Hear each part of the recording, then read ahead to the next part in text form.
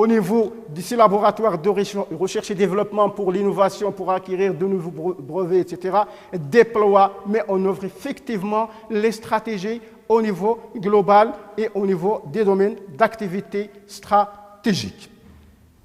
Donc, ces différents niveaux de la stratégie toujours concernent l'élaboration de la stratégie de l'entreprise. Il consiste donc à choisir les domaines d'activité dans lesquels l'entreprise entend être présente, dans lesquels l'entreprise se montre compétitive, donc d'être présente et allouer des ressources de façon à ce qu'elles se maintiennent et se développent. Donc là, l'entreprise, elle va faire son choix, elle va savoir déterminer à quel niveau elle peut se positionner ou se repositionner et se démontre compétitif pour qu'il se développe, pour qu'il agrandisse, il accroît et gagne ses parts dans le marché. Ce qui amène donc à définir la stratégie du groupe qu'on a vu tout à l'heure, qu'on vient de voir, la stratégie de groupe d'ensemble qui est corporate stratégie. Ce type de stratégie, elle détermine les domaines d'activité de l'entreprise, c'est-à-dire qu'elle conduit l'entreprise à s'engager ou à se retirer, c'est-à-dire à entrer ou à sortir dans un tel ou tel secteur pour constituer un portefeuille d'activités où elle se démontre compétitive. Donc là, c'est très important, la stratégie au niveau de corporate stratégie et que l'entreprise cherche toujours à voir à quel niveau, c'est-à-dire à quel niveau il va entrer ou il va sortir d'un marché donné, d'une activité donnée, etc. Donc, elle conduit l'entreprise à s'engager ou à se retirer dans un tel ou tel secteur pour constituer son portefeuille d'activité. Donc, pour que l'entreprise décide de rentrer ou de ne pas rentrer, ce schéma-là nous explique plus clairement la mise en œuvre de corporate strategy ou la stratégie corporate.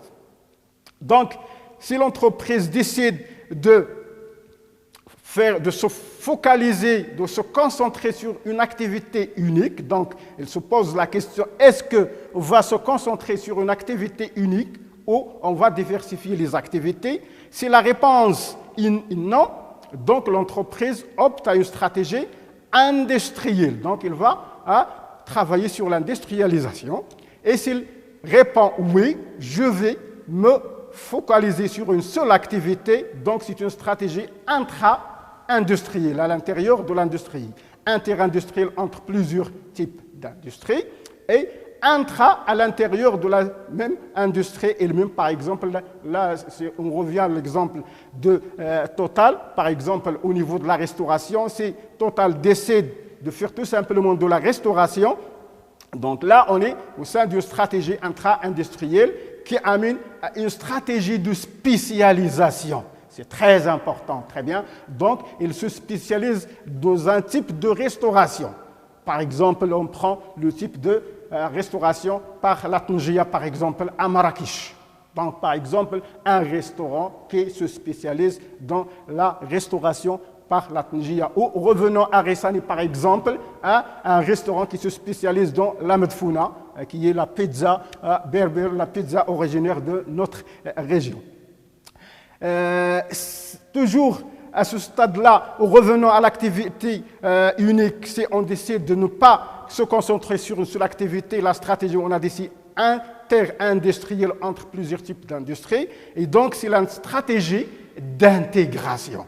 Là, l'entreprise arrive à adopter ce qu'on appelle une stratégie d'intégration, c'est-à-dire de l'amont à l'aval de la filière où il travaille. Donc, si la stratégie, restons au niveau de la stratégie industrielle, si cette stratégie industrielle amène à une stratégie de diversification, de diversifier ses services ou ses produits, là, on parle d'une stratégie interindustrielle horizontale, au niveau horizontal, c'est-à-dire diversifier les produits ou les services au sein d'une même entreprise. Et si l'entreprise décide de s'intégrer, c'est-à-dire une intégration verticale, donc c'est une stratégie d'intégration verticale. au vertical integration. En arrivant par l'activité unique à la stratégie, par exemple, de spécialisation, et en arrivant à la stratégie d'internationalisation, cette stratégie d'internationalisation, l'entreprise ou l'organisation décide de s'internationaliser, c'est-à-dire de produire ses biens et ses services au niveau international, au marché international. Donc, soit elle opte aussi à une stratégie de diversification, à une diversification horizontale, soit à une stratégie aussi d'intégration. Donc, ici, on a à introduire le terme stratégie d'internationalisation si, bien sûr, l'entreprise, si l'activité est développée au niveau international, tel que, par exemple, ce qu'on voit aujourd'hui, les multinationales ou les entreprises sans frontières, qui dépassent les frontières, telles que, par exemple, des filiales de certaines grandes surfaces de distribution, telles que Auchan, Carrefour, etc., qu'on trouve aussi au niveau de notre pays, au Maroc. Deuxième, au niveau de stratégie, c'est la stratégie concurrentielle au business stratégie, c'est-à-dire la stratégie par DAS, par domaine d'activité stratégique.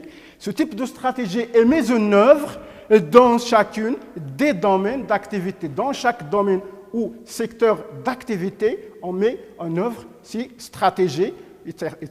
Donc, elle définit les manœuvres que l'entreprise doit accomplir. Quelles sont les manœuvres ou les structures que l'entreprise doit accomplir afin de se positionner, de se démontrer compétitive, concurrente sur le marché, de se positionner d'une manière favorable face à ses concurrents dans un secteur donné. Donc, par exemple, dans un secteur donné, l'entreprise choisit de se démontrer compétitive par un prix convenable à la portée de tout le monde, par exemple la qualité, par l'approvisionnement avec des quantités suffisantes, par plusieurs chances pour se démontrer favorable et compétitif face à ses concurrents. Et aussi, on a la stratégie fonctionnelle. Elle consiste à assurer la mise en œuvre des stratégies globales et des stratégies par domaine d'activité, c'est-à-dire la stratégie opérationnelle ou la stratégie fonctionnelle qu'on met en fonction, qu'on met en œuvre.